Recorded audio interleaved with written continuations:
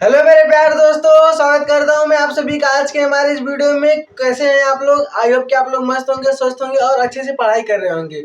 तो आज के इस वीडियो में हम देखने वाले एक कक्षा 10 गणित त्रिभुज। हमारा त्रिभुज चैप्टर चल रहा था। आज हम त्रिभुज में प्रश्नावली 6.3 के क्वेश्चन नंबर 2 को स्टार्ट करेंगे। इसके पहले वाले वीडियो में हमने प्रश्नावली 6.3 के क्वेश्चन नंबर 1 के जितने भी 6 क्वेश्चन है उसे हमने कर लिया है एकदम आसानी से। और उसका जो कोड और उसमें भुजा वाला आपको फंसता है उसमें आपका सारा डाउट क्लियर हो जाएगा। तो आज के इस वीडियो में हम समरूपता कसौटियों को और जो इसे त्रिभुज को समरूप करते हैं और बाकी के कोड़ों का मान निकालना सीखेंगे। तो आइए स्टार्ट करते हैं। क्या है हमारे पास क्वेश्चन नंबर सेकेंड है 6.3 का कि आकृति में त्रिभुज ओडीसी समरूप है त्रिभुज ओबीसी के। अब आप जानते होंगे समरूप का मतलब क्या होता है। जैसे ये और ये समान रूप है। समरूप का मतलब होता है समान रूप। तो त्रिभुज ओ डी सी और ओ बी ए क्या है? समरूप है। और उसके बाद क्या है कि कोण सी डी ओ बराबर 70 डिग्री। ये देखिए क्या है कोण सी डी ओ। कोण सी डी ओ कितना है? 70 डिग्री। ये कोण हमारा 70 डिग्री का है।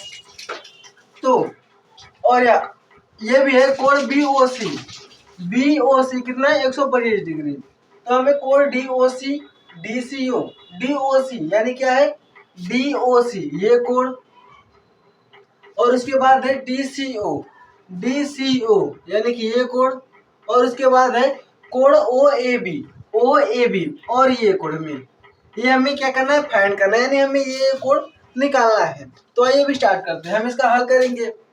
आप चाहें तो पहले ये भी लिख सकते हैं क्या दिया है और क्या निकालना है। चलिए हम वो भी लिख लेते हैं, क्योंकि बोर्ड एग्जाम में अगर आप जैसे लिखेंगे ना वैसे ही देख के आपको नंबर मिलेंगे। तो आपको लिखना आना चाहिए। लिखते हैं दिया है। क्या दिया है हमें? त्रिभुज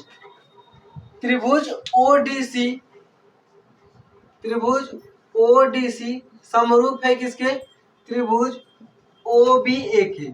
और साथ ही क्या दिया है कि कोण बीओसी बराबर 125 डिग्री है और कोण सीडीओ बराबर क्या है? 70 डिग्री। ये हमें दिया है। सिद्ध क्या करना है, यानी किसका किसका मान हमें ज्ञात करना है। तो हम लिखेंगे मान निकालना है। मान निकालना है। किसका किसका मान निकालना है हमें? देखिए यहाँ पर है कोण डीओसी। तो लिखेंगे कोण डीओसी और कोण डीसीओ और उसके बाद है कोण ओएबी का। देखिए जब आप कॉपी लिखते हैं हम आपको ये भी बताएंगे कि बोर्ड एग्जाम में कॉपी लिखे कैसे जाता है। तो आप उसमें क्वेश्चन नहीं लिखना होता है, बस उसका डायरेक्ट आंसर करना होता है। तब उसमें आप लिखेंगे दिया क्या है, मान किसका किसका निकालना है और इसे डायग्राम बना देंगे। तब आपको पता चलेगा। क्वेश्चन तो लिखना ही नहीं रहता, तो बस क्वेश्चन पेपर में रहता है, आपको हल करना होता है। अब उसके बाद देखिए हम हल करते हैं कैसे। देखिए अब हमें किसका किसका मान निकालना है। इसका मान निकालना है, इसका मान और इसका मान। तो हम अपना दिमाग लगाएंगे आखिर हम यहाँ पर कर क्या सकते हैं। अब देखिए हमें इसका मान निकालना है तो हम क्या करेंगे। अब आप पढ़े होंगे एक प्रमेय होता है, या फिर अपने क्लास 9 में 8 में कभी भी पढ़े होंगे आप। क्या होता है? एक सीधी रेखा पर 180 डिग्री का कोण बनता है। कितने डिग्री का? 180 डिग्री का कोण बनता है एक सीधी रेखा पर। तो यहाँ पर देखिए बी और डी एक सीधी रेखा है और इस पर कितने डिग्री कोण बनेगा? 180। यानी कि यहाँ से ऐसे अगर कोण बनेगा तो कितनी डिग्री का कोण बनेगा? 180 डिग्री का। उसमें से हमें एक कोण 125 डिग्री दिया है और हमें इसका मान निकालना है। तो हम इस पूरे में से हम इतना घटा दें तो हमारा ये आ जाएगा। यानी कि हम 180 माइनस 125 कर दें तो हमारा जो कोण निकालना है ये कोण DOC। यहाँ पर क्या है? DOC। हमें वो कोण निकालना है, वो हमारा आ जाएगा। तो आपको क्लियर हो गया कि हम क्या करेंगे। एक सीधी रेखा पर 180 डिग्री का कोण बनता है और एक कोण का मान निकालना है और दूसरे कोण का मान दिया तो 180 में से हम इसको घटा देंगे, हमारा ये आ जाएगा। तो देखिए क्या करते हैं हम। देखिए अब हम क्या करेंगे। अब हमें DCO का मान निकालना है। DCO यानी कि DCO। अब हमारा ये कोण कितनी डिग्री का आ गया? हमारा 55 डिग्री का आ गया। ये 55 का आ गया। अब हम जानते हैं किसी त्रिभुज के अंतर कोणों का योग कितना होता है? 180 डिग्री होता है। तो 180 डिग्री में हमें दो कोण का मान दिया है, तो हम इस दोनों को जोड़कर 180 से घटा दे तो हमारा ये कोण भी आसानी से आ जाएगा। तो लिखेंगे त्रिभुज त्रिभुज ओडीसी में त्रिभुज के अंतःकोणों का योग 180 डिग्री होता है। तो हम इसे लिख देते हैं, क्या है दिया है हमें यहाँ पर CDO, कोण CDO प्लस कोण, इसके बाद हमें इसका 55 डिग्री का निकला, यानी कि हम लिखेंगे यहाँ पर DOC, कोण DOC प्लस इसका मान निकालना है, कोण DCO का मान निकालना है, बराबर कितना होगा 180 डिग्री होगा। अब कैसे होगा हम उसे लिख देंगे कि त्रिभुज के अंतःकोणों का योग 180 डिग्री होता है। त्रिभुज के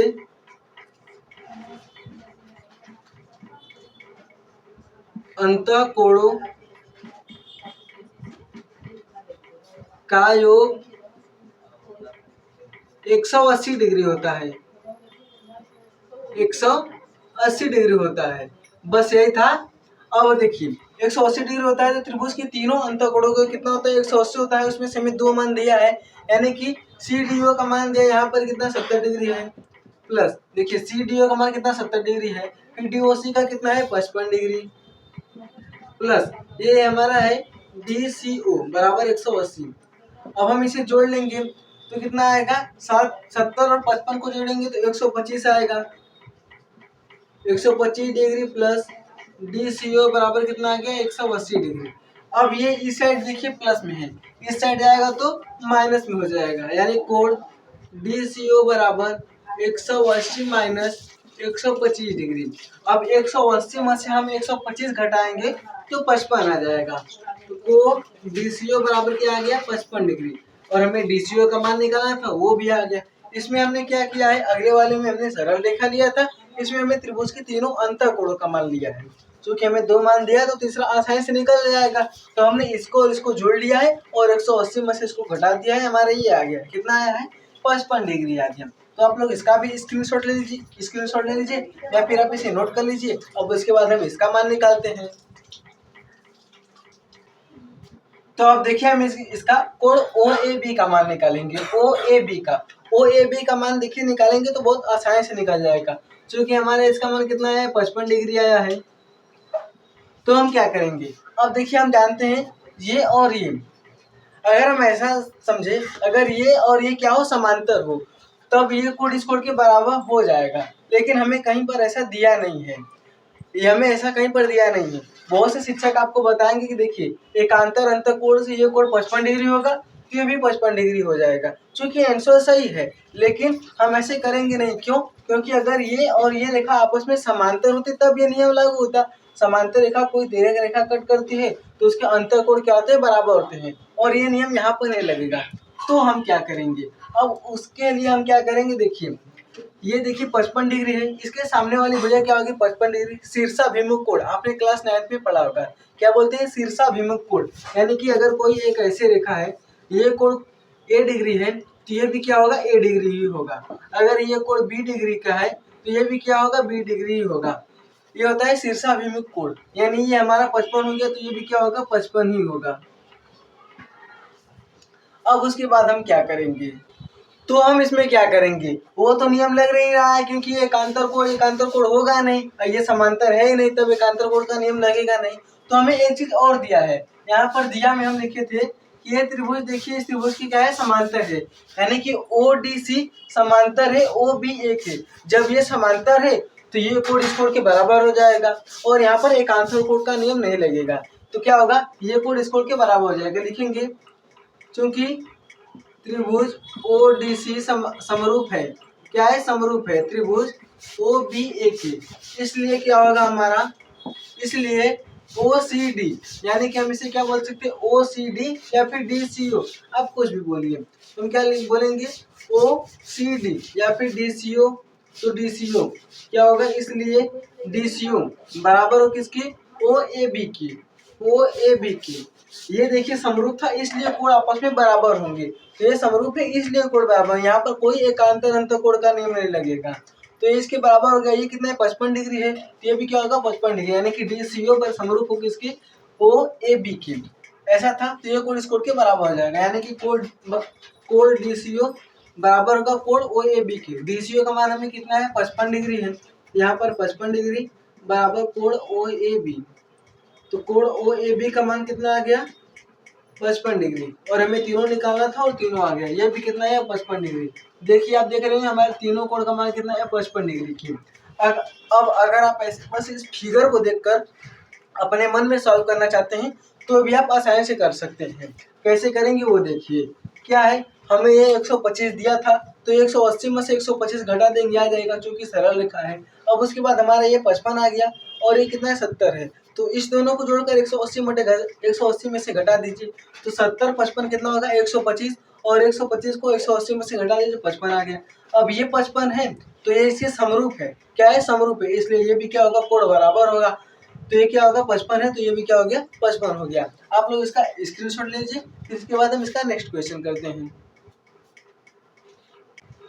तो आइए अब हम स्टार्ट करते हैं अपना क्वेश्चन नंबर 3। क्वेश्चन क्या है कि समलंब ABCD जिसमें AB समांतर DC है के विकर्ण AC और BD परस्पर बिंदु O पर प्रतिच्छेद करती है। दो त्रिभुजों की समरूपता कसौटी का प्रयोग करते हुए दर्शाइए कि OA बटे OC बराबर OB बटे OD है। यानी हमें क्या दर्शाना है कि OA बटे OC बराबर OB बटे OD है। और यहाँ पर पहले क्या बोला है, समलंब त्रिभुज समलंब चतुर्भुज ABCD में। तो समलंब कैसे बनाते हैं, ये देखिए कुछ इस प्रकार का होता है हमारा समलंब,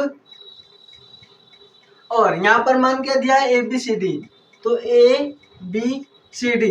देखिए जब आप किसी भी त्रिभुज चतुर्भुज पंचभुज किसी में भी अगर आप मान रखते हैं ना तो उसे क्रमशः रखा कीजिए। ऐसा नहीं कि AB यहाँ लिख दीजिए CD यहाँ लिख दीजिए, ऐसा मत क्या कीजिए, क्यों, उससे जो क्रम होता है ना वो गड़बड़ हो जाता है। तो आप एक ही क्रम में लिखा कीजिए। अगर आप ऐसे लिख रहे हो तो ऐसे लिखिए, ऐसे लिख रहे हो तो ऐसे ही लिखिए, ठीक है। उसके बाद क्या करेंगे, जिसमें AB समांतर DC, हम जानते हैं कि समलंब चतुर्भुज के आमने सामने भुजा समांतर होती है और इसमें दिया भी है, तो ये क्या है समांतर है। अब उसके बाद विकर्ण AC और BD, AC और BD यानी कि A को C से मिलाएंगे और B को D से मिलाएंगे, तो इसके विकर्ण AC और BD परस्पर O पर प्रतिच्छेद करते हैं। कहाँ पर, O पर प्रतिच्छेद करते हैं। तो दो त्रिभुजों की समरूपता कसौटी का, यानी कि दो त्रिभुज की समरूपता कसौटी का प्रयोग करके हमें सिद्ध करना है कि OA बटे OC बराबर OB बटे OD। तो आइए इसे हल करते हैं। पहले लिख लेते हैं दिया क्या है, दिया है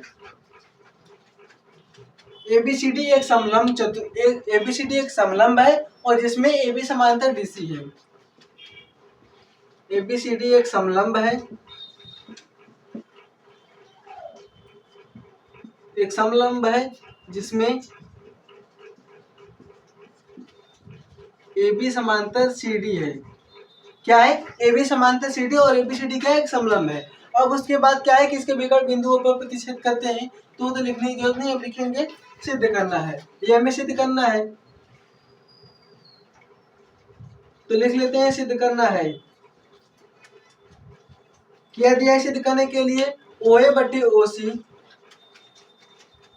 OC बराबर OB बटे OD, ये हमें सिद्ध करना है। अब हम इसका हल करते हैं।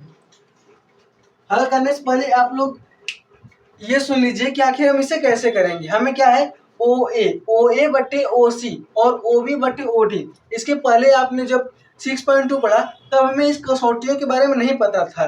तब हमने क्या किया था कि O को यहाँ तक M बिंदु तक मिला था और उसके बाद थेस्ट में और उसका विलोम करके सिद्ध किया था। लेकिन यहाँ पर हमें समरूपता के नियम पते हैं सारे, तब हम उसके लिए करेंगे। तो क्या करेंगे, हमें समरूप, यहाँ पर लिखा है दो त्रिभुजों की समरूपता कसौटी का प्रयोग करना है, तो हमें दो त्रिभुज के समरूपता कसौटी का प्रयोग करना है।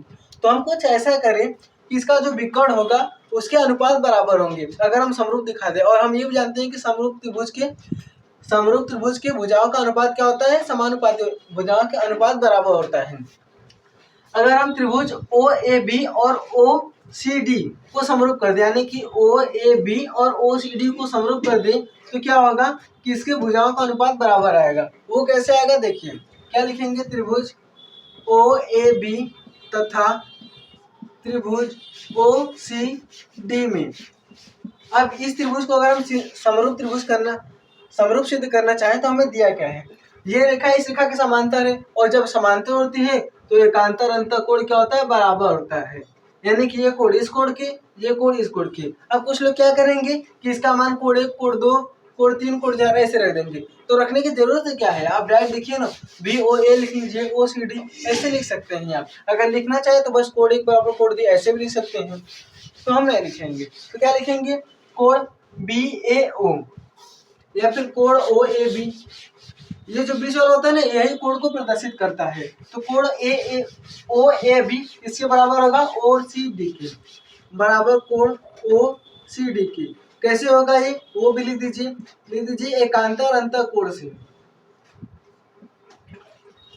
एकांतर अंतर कोड से। ये आपने क्लास 9 में पढ़ा होगा। ठीक, अब उसके बाद क्या है, सेम यहाँ पर भी वही नियम लग जाएगा। तो लिखेंगे कोड OBA बराबर कोड ODC। ये कैसे होगा, यह भी एकांतर अंतर कोड से ही होगा। अब देखिए, हमें समरूप त्रिभुज सिद्ध करने के लिए सिर्फ दो कोण अगर बराबर होते हैं, यानी कि ए नियम अगर लग जाता है तो समरूप हो जाता है। लेकिन यहाँ पर अगर आप इसे सर्वांगसम सिद्ध करना चाहे तो भी कर सकते हैं। कैसे, क्योंकि ये कोड इस कोड के भी तो बराबर है, तो ये हो जाएगा। अब उसके बाद हम इसमें क्या करेंगे, अगर आप लिखना चाहें तो इस कोड को इस कोड के बराबर भी लिख सकते हैं। कैसे होगा, शीर्षाभिमुख कोड से हमने अभी आपको पिछले वाले क्वेश्चन में बताया था कि ऐसे जो कोड बनेगा तो ये कोड इस कोड के बराबर, ये कोड इस कोड के बराबर होता है। अब हम क्या करेंगे, ये देखिए हमारा समरूप सिद्ध हो जाएगा। कैसे, तो लिखेंगे ए नियम से, ए नियम से क्या होगा, त्रिभुज OAB बराबर नहीं, समरूप क्या होगा, समरूप त्रिभुज OCD। और हमने आपको ये भी बताया था इसकी पिछले वाले वीडियो में, ये जो चिन्ह होता है किसका होता है, समरूप त्रिभुज का होता है। बस यही ऐसे रहेगा तो क्या होगा, समरूप। और अगर ऐसे रहा तो क्या होगा, सर्वांगसम।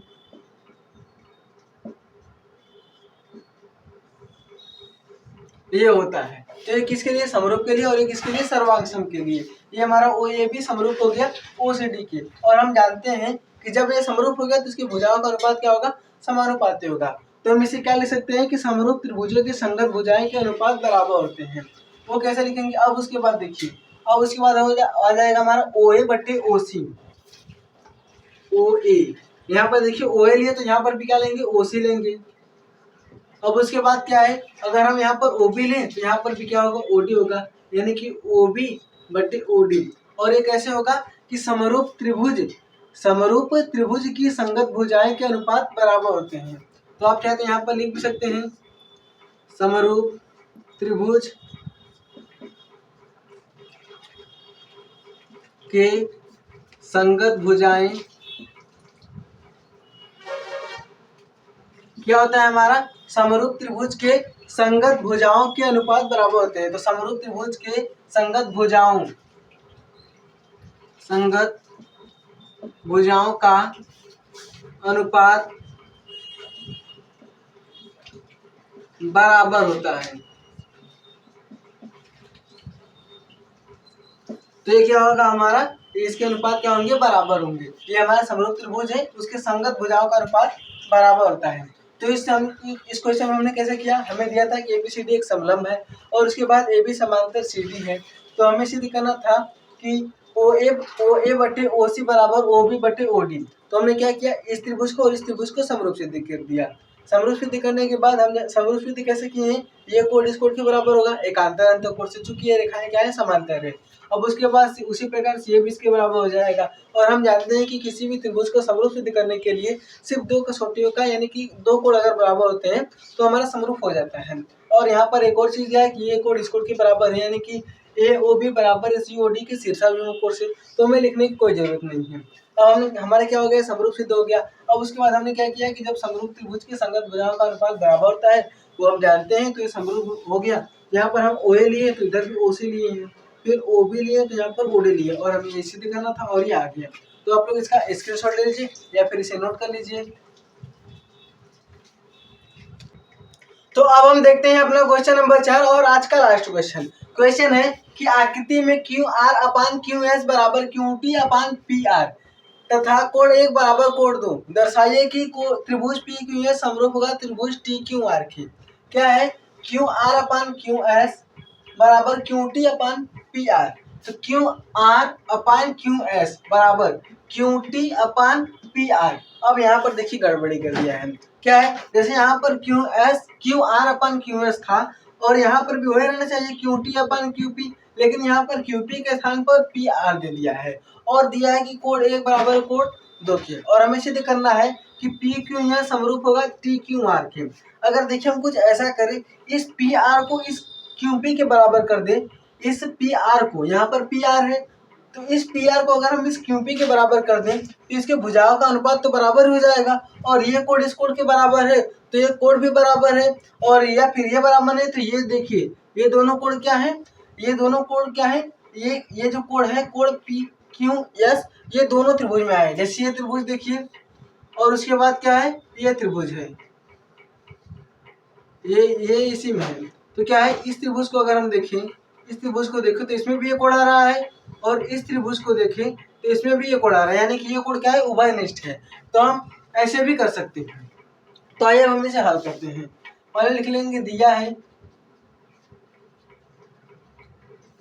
क्या दिया है हमें यहाँ पर देखिए Q R upon Q S बराबर क्यू टी अपन पी आर। तो हम लिखेंगे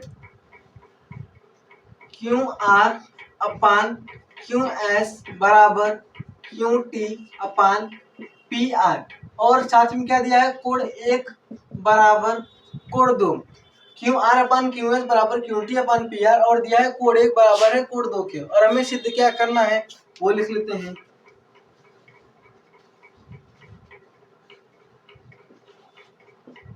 सिद्ध करना है, क्या सिद्ध करना है, त्रिभुज पी क्यू एस, त्रिभुज पी क्यू एस समरूप त्रिभुज पी क्यू आर, ये हमें सिद्ध करना है। तो हम यहाँ पर देखिए, हम पी आर के स्थान पर अगर हम क्यू पी ला दें तो हमारा बात बन जाएगा। हम क्या करेंगे, अब इसका हल करते हैं। अब उसके बाद देखिए हमें कोड 1 बराबर कोड 2 दिया है, कोड 1 बराबर कोड 2 दिया है। तो हम लिखेंगे त्रिभुज पी क्यू आर में, इस त्रिभुज में लिखिए पी क्यू आर, इसको हटा दीजिए। अब हम इसको थोड़ा सा अलग बनाकर आपको समझाते हैं।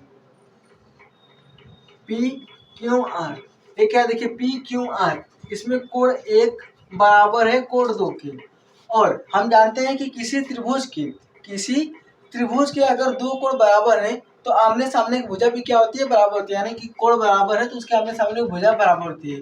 इस कोण के सामने की भुजा और इस कोण के सामने की भुजा भी क्या होगी, बराबर होगी। तो हम लिखेंगे त्रिभुज पी क्यू आर में, पी क्यू आर में, त्रिभुज पी क्यू आर में क्या है, कोण 1 बराबर है कोण 2 के। तो चूंकि कोण 1 बराबर है कोण 2 की, इसलिए क्या होगा हमारा, इसके आमने सामने की भुजा बराबर होगी, यानी कि पी क्यू बराबर होगा पी आर के। तो पी क्यू बराबर पी आर के, देखिए हमें इस पी क्यू को पी आर के बराबर करना था और वो आ गया। अब हमारा काम बन जाएगा। तो हमने पी क्यू बराबर पी आर किया है, और वो कैसे किया है हम जानते हैं, सम्मुख कोण के सामने की भुजा बराबर होती है। तो लिख देंगे सम्मुख कोण के सामने की भुजा, सामने की भुजा क्या होती है, बराबर होती है।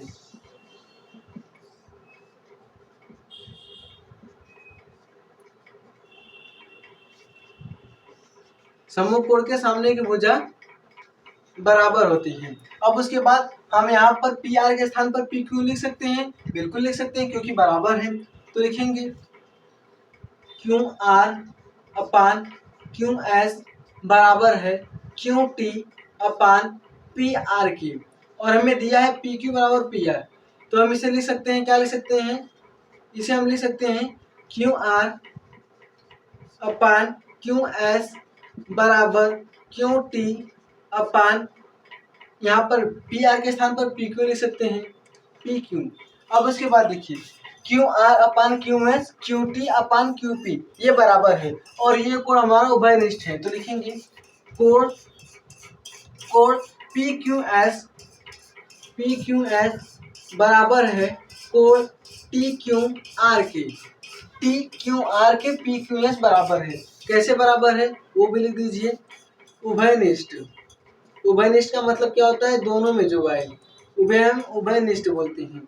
अब उसके बाद हम क्या करेंगे, देखिए इसकी भुजाओं का अनुपात बराबर है और इसका एक कोण भी बराबर है, तो हम SAS नियम से लिखेंगे, SAS नियम से, SAS नियम से क्या होगा, हमारा ये जो त्रिभुज है वो सर्वांश हो जाएगा। क्यों? क्योंकि देखिए PQS था और ये TQR था और वही हमें सिद्ध करना था, और हमारा आगे किससे, SAS नियम से, यानी कि भुजा कोण भुजा, साइड एंगल साइड, तो क्या होगा, त्रिभुज PQS समरूप हो जाएगा त्रिभुज TQR के, और हमें इसे दिखाना था, हमारा ये आ गया। अब हमने इसे कैसे किया है, देखिए हमें यहाँ पर दिया था कि QR अपान QS बराबर QT अपान PR। अब यहाँ पर ही गड़बड़ी किया था PR के, तो हमें इस PR को अगर QP के बराबर कर दे तो हमारा काम बन जाएगा, और वहाँ पर दिया कोण 1 और एक कोण 2, तो हम इसे अलग किया है। देखिए कोण 1 और कोण 2, और हम जानते हैं कि सम्मुख कोण के देखिए आमने सामने कोण है तो इसके सामने की भुजा भी क्या होगी, बराबर होगी, तो सम्मुख कोण के सामने की भुजा बराबर होती है, तो हमने उसे कर लिया। अब उसके बाद क्या है, यहाँ पर था PR, यहाँ पर PR के स्थान पर क्या हो गया, हमारा PQ आ गया, तो हम देखिए PQ और PR बराबर कर लिए हैं, तो यहाँ पर PR था, PR के स्थान पर PQ आ गया। अब बराबर हो गया, और ये कोण क्या है, दोनों त्रिभुजों में उभयनिष्ठ है, ये कोण दोनों त्रिभुजों में उभयनिष्ठ है, तो SAS यानी कि साइड एंगल साइड नियम से क्या होगा, त्रिभुज PQR समरूप होगा त्रिभुज TQR के। तो आप लोग इसका स्क्रीनशॉट लीजिए।